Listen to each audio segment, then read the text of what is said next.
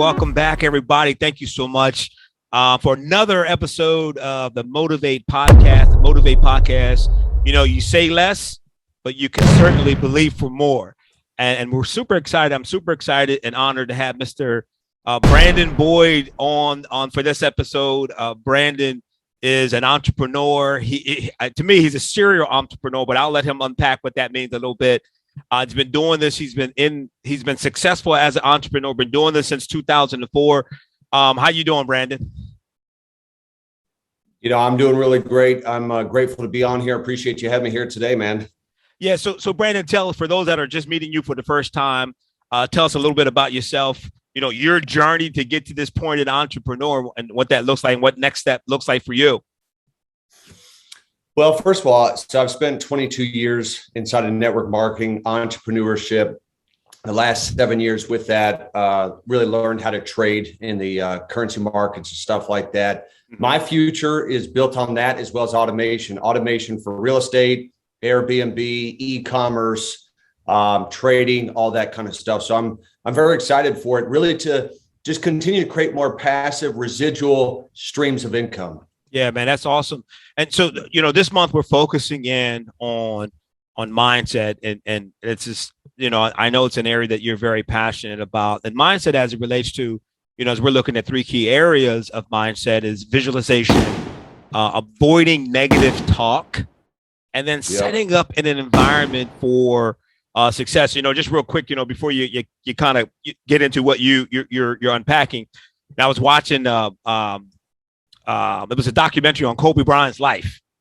Yeah. Right. And so, you know, we won't get into the conversation who's the GOAT, Michael Jordan or Kobe. I'm saying Michael Jordan, but we'll leave that for another time. Right. And so, I don't remember who the team they were playing. And so one of the players got into the gym and he said, I'm going to impress Kobe Bryant. He got into that environment, right? The gym environment. And he got there 2 hours before Kobe. And Kobe got in, was shooting and playing and warming up and going hard. And then the guy, after about 3 hours, he got tired, and Kobe is still going hard. And he didn't understand it. So he watched Kobe go hard for at least another 2 hours, 6 hours. Kobe's in this full workout. The next game, the Lakers beat them. He pulled Kobe aside. He said, man, he said, you were going so hard in the gym, and I watched you for 3 hours. He said, why were you doing that? And he said, I knew you were watching me, and I wanted to set the stage for the next game. So Kobe set that environment of, I am going to go hard at this, and I'm going to almost make you pay, right, for going up against me. And I see that, man, as it relates to mindset and visualization, right, and avoiding negative talk. And so for you, when you think about mindset, what are some things that come to your mind as it relates to having the right mindset for success? You know, I always tell people that mindset is more important than skill set. So vision, they say without vision, people perish. Mindset's the most important part, because a lot of people, they have sight, but they don't have vision. They have enough sight to get to the weekend so that they can have fun. A person who has vision, they're thinking months, years, and even decades down the road, because vision is a picture of the future that produces passion, and passion is the juice. Oh, yeah. But another thought that I have, I actually wrote this down that I wanted to share with you. And it basically was, a leader has the vision and conviction that a dream can actually be achieved. When I think about vision for myself and having the proper mindset, to me, it's the most important part. Right. Here's reality. I didn't even graduate college. Okay. I'm not the smartest. I didn't get very good grades, but what I can tell you, I've always had vision. I've always had the right mindset. My mindset was, I am a champion before I was a champion. Yeah. Right. And that went all the way to the Hall of Fame. Right. So I visualized those things before they actually happened. Absolutely. And so the mindset part is more important than the strategy. You got to have a good strategy. You got to have a good blueprint. You need to know some of the details. But to me, the mindset part's the most important part, because the reality is, Rich, is that there's going to be certain days you just want to quit. You don't want to do it anymore. It could be marriage. It could be the gym. It could be the church. It could be the business. It could be Trey said, this is not for me. Right. You say it's not for me because you're just not making money, right? You're not seeing the results. Right. But it would be for you if you were making money and getting results, right? So to me, the vision part, the mindset part is the most important part, more than anything else, because it's the thing that will carry you through the trials, tribulations, and adversities that are going to come your way. Yeah. So you're saying that for you, vision is your primary ingredient for success. Correct. Right. Yeah, it absolutely is. In fact, when I talk to people, one of the very first things when I train somebody is on having the right vision and mindset, because they've got to be thinking in terms of years, not weeks and months. Mm-hmm. You got to be thinking down the road. Some of the biggest companies in the world, they make 10-year goals. Think about that. 10-year goals. There's even companies that have 50 to 100-year goals. Mm-hmm. Most people's goals are to get to the weekend, to make it through the day. So that's why vision and mindset is so critical to my success, as well as teaching others. Yeah, man, that's awesome. This morning, my wife and I, we're out looking at houses. And so we lived in a neighborhood that we're living in now, going on 3 years. And so we're driving down the street, and she looks off to the right and she sees the apartment complex. And she said, I've never seen that there. And I said, that was there years before we moved into the neighborhood. And it'll probably be there. Well, we'll be there years after we move out of the neighborhood.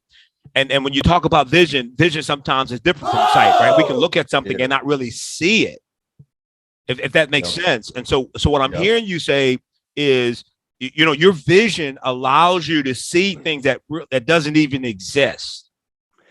Correct. Right? It's so, one of the scriptures is you have to say the things that are not as though they already were. So you have to have this picture in your mind. When you think of the mind, so you got this picture, the kind of the movie screen of your mind, seeing you in advance, reaching that. And Rich, the crazy thing is, and this is a really good testimonial, every single thing that I have envisioned for my life up to this point of, I'll be 42 next week or next month, every one of those things has come to pass. So now I have new visions for the future. But I can tell you, none of those things would have happened had I not been thinking about it. The movie screen of my mind, seeing it advance as if it was already done in my mind, has been the biggest thing. Yeah. And so that has made it to the point where I've been able to overcome some really big setbacks in my life from the past, really big ones, I had a divorce. I lost my house, spouse, business, and cars in 10 months, 13 years ago. That would take most people out. Right. But the vision was, like Rocky said, he said, I'm going to get it all back. Not only did I get it all back, man, I freaking exploded after that. It took vision. Yeah, that's awesome, man. And that, brings up another point about avoiding negative talk. I'm sure, you said house, spouse, and then, some business opportunities. Yeah. And I can imagine, man, that there was probably some time or temptation to have some negative thoughts, right? And when you have those moments, I mean, what are some things that you do to avoid that negative self-talk? Well, the thing that I've been telling people for 20 years is feeding my mind. So if I were to pull up my YouTube right now, and I go to the home page right here at the very top, I constantly have something going. There's an audio, right? Here's another one. Right on, so there's always something that is going. So I'm constantly feeding my mind, because science says basically we got 30 to 50,000 thoughts a day. Right. Okay. I assume that a lot of those are pretty negative, right? I'm sick of my job, sick of my coworkers, sick of my spouse, whatever those thoughts are. Right. Sick of being broke. So I'm constantly feeding my mind. So my books, so I got some of my favorite books up there. My library is worth $1 billion. That's $1 billion worth of information. So the books and the audios, I'm kind of continually feeding my mind to drown out the negative. I have negative thoughts like everybody else. Right. I have days that I don't want to do certain things, but I act in spite of my mood. So those are the actions I take, is reading the books and listening to the audios to constantly feed my mind with good, uplifting, positive information. Absolutely, man. And that is important, because you mentioned you still get negative thoughts, because sometimes people, looking in or seeing this and thinking, man, this guy he doesn't have any challenge. He's winning. Oh yeah. And here's the thing, when you're winning though, more pressure comes. I assume as Michael Jordan was going up the ranks, that there was more pressure to do it again, even more than even the first time. I have 6 kids. I have a wife. So putting them to bed at night, challenge. Waking them up in the morning, a challenge, right? So I have different challenges at this point that I had before. I have different pressures now, which is when you've built things up to a certain point, now I have to put in the energy to maintain that and to continue to grow it, to set new goals, to set new targets. And you know what the easy thing to do is to say, I've done enough. I kind of feel like I've reached the mountaintop. I don't have the energy to keep going. You know what I'm saying? Almost a coast. Right. Be like, I'll sit out a couple games. I'm going to make 200,000 this game, even if I sit out. You see what I'm saying? Like you kind of already reached this peak in your mind, and you don't feel like continuing to grow. You're not obsessed with progress. And so I have different pressures today than I had 10 years ago. Yeah, man, that's good, man. I appreciate you, that transparency, because, a lot of times, when people, when they hear success stories like yours, and when they connect with you, and by the end, you'll share how people can connect with you on social media, Instagram, etc. And, there's this perception that they don't have challenges, or they can't relate to me because, my challenges are different, but everyone faces challenges. Yeah. And, I read a book by James Clear. It's called Atomic Behaviors. I don't know if you ever read it. I have. And he makes a statement in it that's very powerful as it relates to vision and success. He said, we don't rise to the level of our vision, we fall to the level of our systems. Yep. And what I'm hearing you saying, man, is that you've put in place, whether it's a challenge, vision, going to the next level, you got a system. Yes, I do. And let me tell you, systems like McDonald's, you walk in McDonald's, the bathroom's always on the right. Whether it's in China or New York, the bathroom is typically on the right. They have a system down, which means 14, 15, 16-year-olds can run a McDonald's. And because of those systems, I'm like a machine. I act in spite of my mood. The systems are, I don't really care how I feel. This is what needs to get done. Right. And so the systems kind of keep me committed, persevering, consistent, those kinds of things. Yeah. So, with the system on, you mentioned your mood and how you feel. So what does that look like? I mean, on a typical day, you get up. Well, like anybody else, there are days I don't feel like, I actually enjoy going to my office, but there's certain days that I don't feel like maybe doing some of those webinars that I know that I need to do, the Zoom calls, but I don't think about it. Like it pops up in my head, but I don't sit there and go, well, I think I'm just going to chill today. I do the webinars anyway. Right. There are certain days where I don't feel like going to the gym, but 28 years later to this day, I still go to the gym, even when I don't feel like it. Right. So I kind of override. So that habit, the atomic habits, the habit is so installed that I'm going anyway. And I don't care how I feel. I'm going to go because it's a part of the lifestyle that I've created, is that if you want to be successful, then you go do it anyway. I assume that Kobe Bryant didn't want to be shooting in the gym at 4:00 in the morning. He'd probably rather be asleep, but his desire to win was so high. He went to the gym anyway. Yeah. I think that's another part of the ingredient of success is you doing what you don't feel like doing, or doing the uncomfortable thing first. Would you agree with that?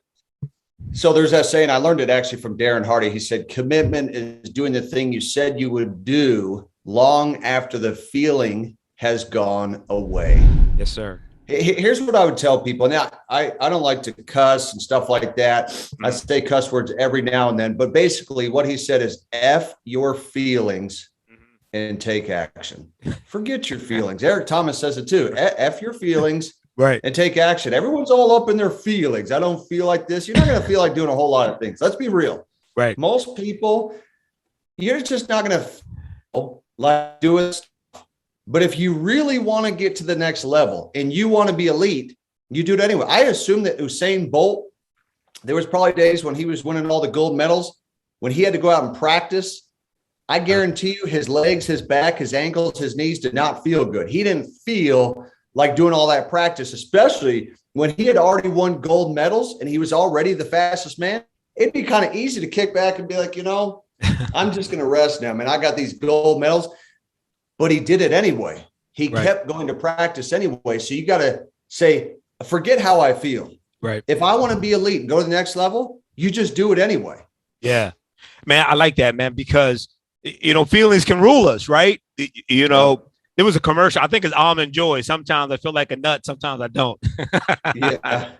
Right. Yeah. And man, it's just, we make things sound so challenging, and it's not really difficult. It's just different. You're talking about forget your feelings, right? It sounds challenging, but it really is a decision. I'm going to live my life, and I'm not going to let my feelings lead me on how or decide how I'm going to live my life, right? So let me speak on this for a minute, because I think it's important. Yes, sir. Because a lot of people, when I say that, some people don't agree. They're like, well, you're not really counting in the. First of all, feelings are important, because thoughts create feelings create actions create results.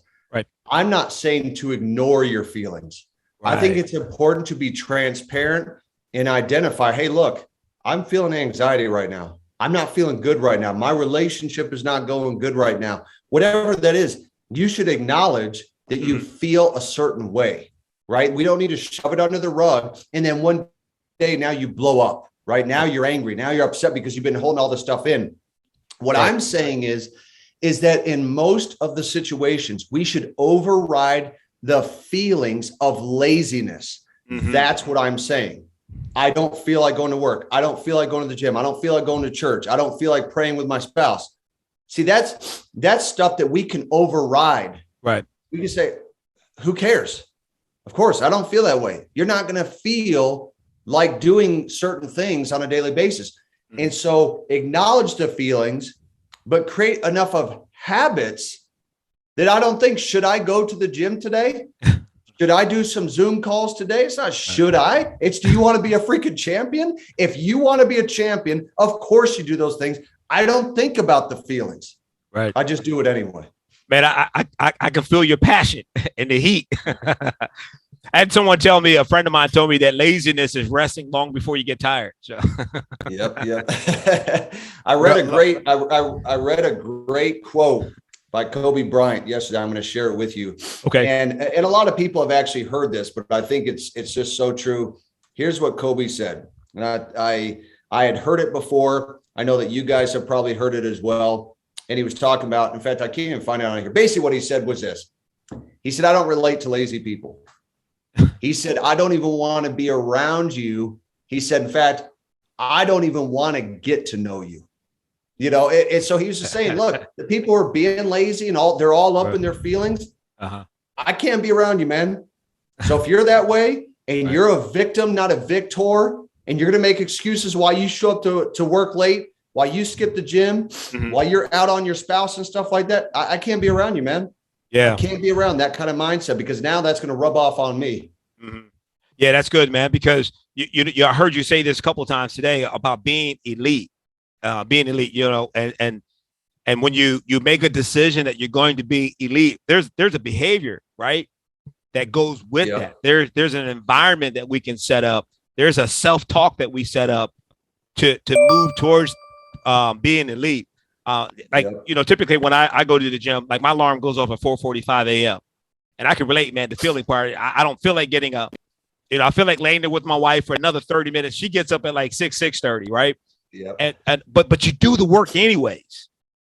You do the work anyways, because the thing that I love about vision is a predetermined behavior that I'm doing today, because there's a compensation or payday or result that I'll see tomorrow, right? And that's what I'm hearing you're saying today as it relates to vision and doing the works.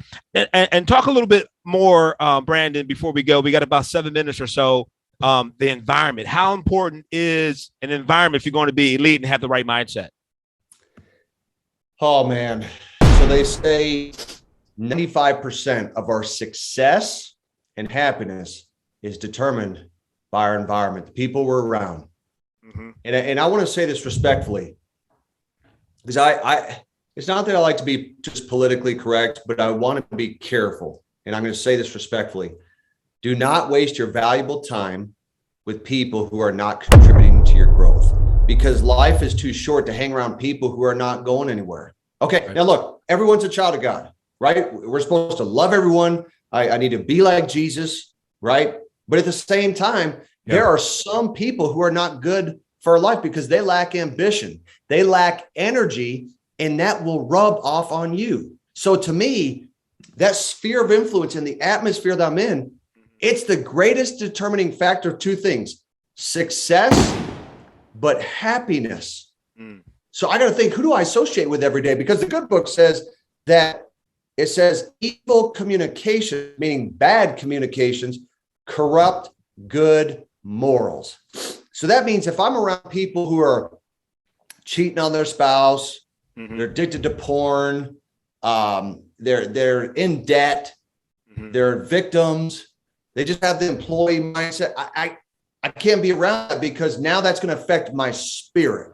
If my spirit's affected, that's going to affect my energy and ability to go out and make it happen. So what I do is I create distance from those people. So that atmosphere, I got to create distance from these people because if I get close to them and the more I associate with them, you start talking like them, cussing like them, cheating like them, being negative like them. You see what I'm saying? You become like those people. Yeah, that's important because, you know, as it relates to environment, you know, I look at environment as, you know, we can either be a thermostat or a thermometer, right? We can record the temperature, or we can adjust the temperature. And what I'm hearing and what I'm seeing from the things that you shared with us today is that you are definitely you're adjusting the temperature. Oh yeah, the temp. And let me tell you, because I did a call on that the other day about the temperature adjusting on Monday on Morning Motivation. And what I said basically was, the more you expand, the more you actually get a smaller circle. It's kind of, you'd actually think that you'd actually get more friends and more association. Now you get people that respect you, but the circle actually gets smaller. In fact, there was actually a really great quote. I'm going to pull it up. And honestly, it must have come by inspiration because of this, what we were talking about today. A guy I follow, he wrote the book Max Out. What he said: it's not your fault when you outgrow people who had the chance to grow with you. And here's what he said next: if you take fault for growing faster than the people around you, it's like feeling bad for putting in the work that other people were not willing to do. You're naturally going to lose people and then attract new ones into your life that have similar visions as you. And then he said, if the people around you aren't growing as well, you need to evaluate their proximity to you. So I really like that quote, because really what it says is, as I start to grow, certain people may fall by the wayside. However, new people are going to come into my life, new proximity. So I have a saying, sometimes people have to exit your life in order for others to enter your life. For example, when I went through that divorce, what seemed like a really crappy situation at the time, you know, some stuff had happened over 7 years. I had 2 kids, really tough situation. However, now looking back, you know, you fast forward about 13 years, had that experience not happened, I would not have the family that I have today, would not have the marriage that I have today. And frankly, I don't even know if I would have the lifestyle that I have today. I live in the home of my dreams. I've been in 40 countries. I've spoken all over the world. I've had a tremendous amount of success on the physical, spiritual, financial side. And so when you think about that, the person that I was associating with and living with at that time, they could have actually been holding me back from where I was supposed to go. So what looked like was a setback was a setup for a greater comeback. And I kept that perspective through that situation. Yeah, that's awesome, man. And, you know, as always, man, I appreciate these conversations that we have, you know, perspective, vision, mindset, setting up, being elite. You got to have vision. You have to avoid negative talk and definitely set up the right environment. So how can people get in contact with Brandon Boyd?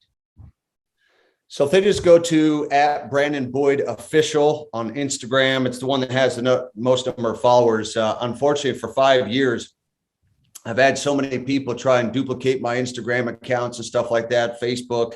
It's unfortunate, but if you type in Brandon Boyd official, it'll bring up the one that has the highest number of followers on there. I think right now 57,000 followers or something like that. That's my account. You can follow there. We can connect. If you have questions on stuff, just send me a DM. I actually do respond to every single person. And so grateful to connect with people around the world. Awesome, man. Appreciate it. As always, man, thank you for your time. And I'm Rich Wall Street Williams here on Motivate Podcast. At Motivate Podcast, you can say less, but always believe for more. See ya.